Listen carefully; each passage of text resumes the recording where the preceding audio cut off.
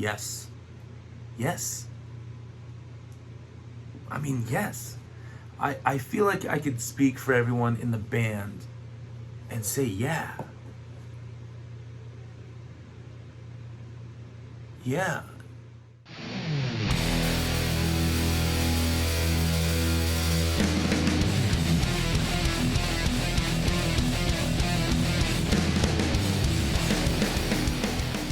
Well, I'm Brodie Knight. I'm the lead singer and guitarist for Sprockets. I founded the band with Dave Schwaller, which is the bassist. And we met in junior high. We picked up bass and guitar together and decided we were in a band before we could even play. And slowly went from there, and we jumped from, we kind of more self-taught than anything else. I mean, we learned some stuff from people we played with, and Dave even went to school a little bit for music, and kind of figured things out as we were going. And it was like our release from all the teenage angst that was going on in the world, like most musicians, I guess. And we had a number of band names: Electromagnetic, Radiation, Cosmology, which is a great name. Still to this day, I think it's a great name. Repulse, a lot of bad names in there. And we wanted a project that meant something, and really we stood behind the title and the name, and we came up with a lot of names and a lot of great puns, and just we had a lot of stuff, hundreds of names. And the drummer at the time didn't like any of them. And one day I was driving and there was a sticker that said Sprockets, and it was for Spacey Sprockets, Jetsons. And I said, "What about Sprockets?" And he said yes. So we got stuck with that name. So cool. He didn't record an LP with us either, so that's even cooler. Forced us into this, and now we've been Sprockets ever since. And that was 2000, let's say 2006. 2005, because we released our first album in 2006. So 2005. And not stoked on the name Sprockets. We even tried to change it. In like 2015, we tried to change it, and it didn't work out. So we're back to Sprockets. So that's probably something the fans should know. We tried. If you don't like our name, we don't either.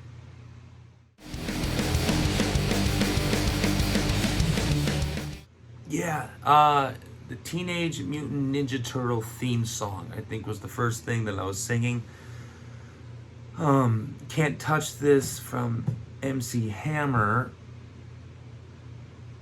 was definitely the biggest song for me growing up. I had a cassette tape of it. That was my first cassette tape.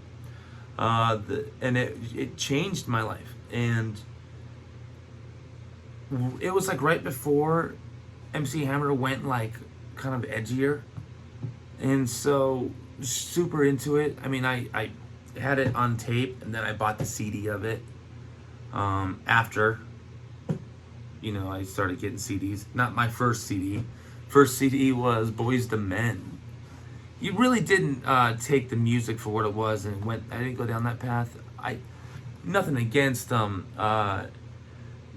But the sound that I fell in love with was definitely it was like a trifecta of three bands that just came together and just buckled me in, and I've been taking that road and riding that wave ever since. The Offspring album Smash, Green Day Dookie, and Blink-182 Dude Ranch. Those were the three just catapulted me into the sound and music I love, and I just felt like I belonged to it, you know. And that was kind of that amazing part about that music is I felt like I belonged in that music. I felt like these are my people, and you know, I didn't really feel that anywhere else or any time before that music came out. Definitely didn't feel like I belonged in the MC Hammer or the Boyz II Men crowd. I don't really like wearing suits, and I'm not a very slow-paced guy. So Boyz II Men, I love them. Karaoke, singing that shit, but not really my style, you know. I'm not romantic, you know. Like, if I want to be romantic, I'd take my wife to a Boyz II Men show. But I couldn't do that. I don't think I could be in that style of music. I think I think I'd fail. I wouldn't be honest with myself.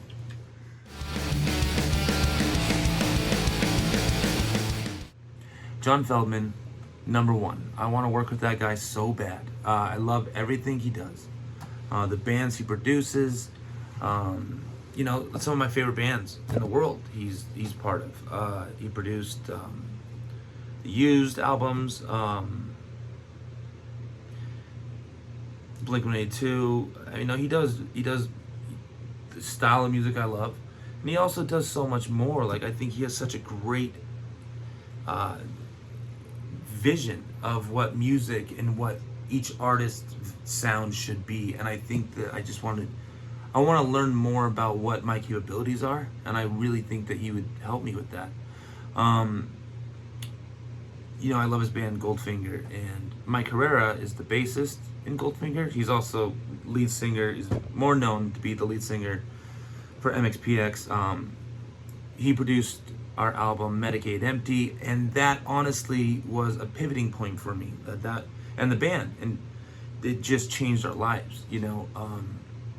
And I just think that if he was able to pull so much out of me and teach me so much, and we toured, you know, we played shows with them, we played shows with MXPX, which was amazing, and also we played shows with his side project, Tumbledown, which he released when we were recording with him. And you know, he does a lot of stuff with John Feldmann, and I could see just the growth that he has had since joining Goldfinger, you know. Like, so I just really feel like that's who I really want to work with and learn from, and I like his overall positivity, and so that's probably collaborate with. If it was to a band or a singer or an artist, Burt McCracken, The Used, I really feel like my vocals and his vocals would mesh well, and so I want to play around with that. You know, and then I want to work with people that have kind of the things that I can't do, like the higher tones, like Tom DeLonge or Burt McCracken. Songwriting, I would love, you know, John Feldmann obviously again, but I love Mark Hoppus. I like Jared Leto's approach to songwriting. I'd love to like kind of get into his mind, his space, I guess, a little bit, figure that out. And Dave Grohl, of course, in every aspect of Dave Grohl. Just want to rock out with Dave Grohl. Open up for Foo Fighters. That would just be amazing. You know, like that energy, the rawness of the gritty. I would love that. So that kind of is like answers. I mean, there's so many artists that I want to work with, but outside of our normal genre, I would say Macklemore would be somebody that I'd really want to do something with. And that's a good start.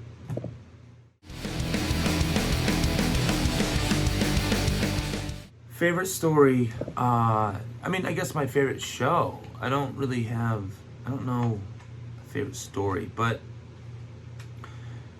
favorite show, MXPX played a show at Wasted Space in the Hard Rock Casino in Las Vegas. and we opened up for that show. And they were doing like a DVD, because at that time it was going to be the last time the band was ever going to play with the original members. And I just thought it was amazing. Like the energy that was there, the celebrities that came to it. It was a huge show. It was a great show for us. It opened up a lot of doors for us, and it was my birthday, so it was one of those, it was just a magical, great moment. Another great show was Queen Mary. We played the Queen Mary ship in Long Beach. It was a festival for, I think, like Skinny Magazine or something. And Unwritten Law, Rufio, Death by Stereo, just a few bands that were on it. And we were on the bottom with Unwritten Law and Rufio and Death by Stereo. And if you go to the bottom, you're under the water, so your ears have to pop constantly, or it's painful. And so we had to, and there's no easy way to get to the stage. So you're loading in, you're carrying it on, across the water over the bridge, and then you go down the elevator, and you have to go all the way across the bottom, and your ears are trying to adjust, and it's just different. Like the music sounds different when you're that low, when you're underwater, the water level. And so it was a unique show. It was crazy show. And I ended up going like the day before, and I met a bunch of random people that were on the beach, and it was like staying at their house, and didn't get a hotel room, didn't do anything, like just random people just staying at their house. It was a crazy show. It was cool. So that's probably one of the top that I can think of, top of my head.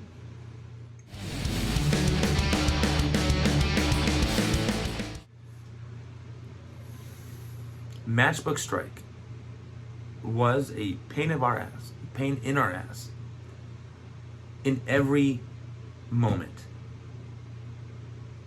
It was a pain in our ass. I wrote it, and I love the chorus. We had a verse, a chorus, and a bridge that all had different tempos. And if you adjusted the tempos so they would match and go with the other tempos, it wouldn't sound as good. And so we eventually bagged it, kept the chorus. I rewrote the verse, rewrote the bridge, made it all have one tempo. Okay, challenge one, done. And it turned out pretty good. Then we laid down all the scratch tracks. We get through everything, and we lay down what we thought at the time would be the last final vocals. Then we do the music video. Record the music video. Music video was a problem. No one showed, like people were supposed to show up. We were supposed to have this crowd. Not as many people as we wanted showed up. And then there was all this graffiti on the wall that we didn't see everything until the editing room, when we saw there was like a bunch of vulgar and hateful messages on. So we had to go through and edit all that out. Smoke bombs, we were supposed to have a lot more smoke, and they like were duds, and we were like hours out of town, so we couldn't go get them. And, just a lot of problems. It was just like a lot of problems going on. And then the editing, and we lost footage, and then our vocals, found out that something happened in the recording, so I had to redo all of the vocals, and it sent things off a different time a little bit. So we had to adjust it in the video, and it was just a back and forth constant problem. Love the outcome. It's great. I do love it. Glad we kept it, but that was not an easy one for us. Gallivanting, I think I love that song. I love it. I think it's a great song that represents us. The video, I absolutely love. I feel like that was like a huge platform for us to launch off of. It was like a growing moment for us. And, like the doing so, like this year we're gonna release a single and a video every month of this year.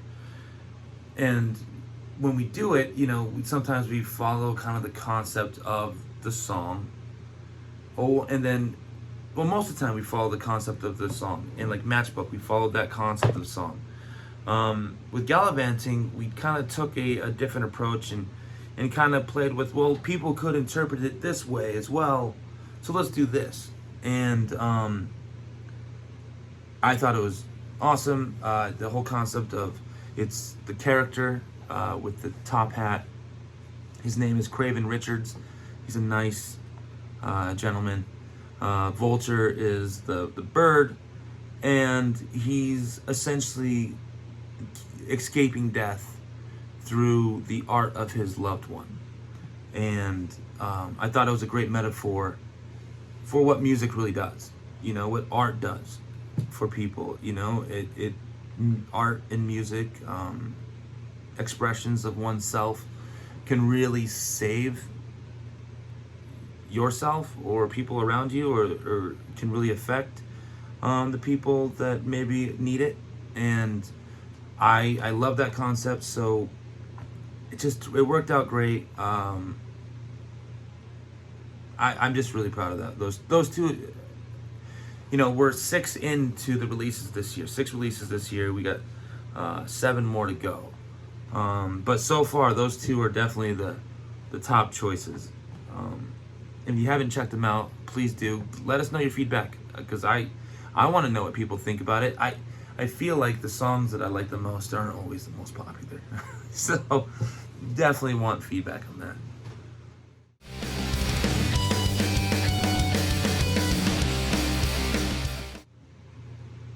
Yes.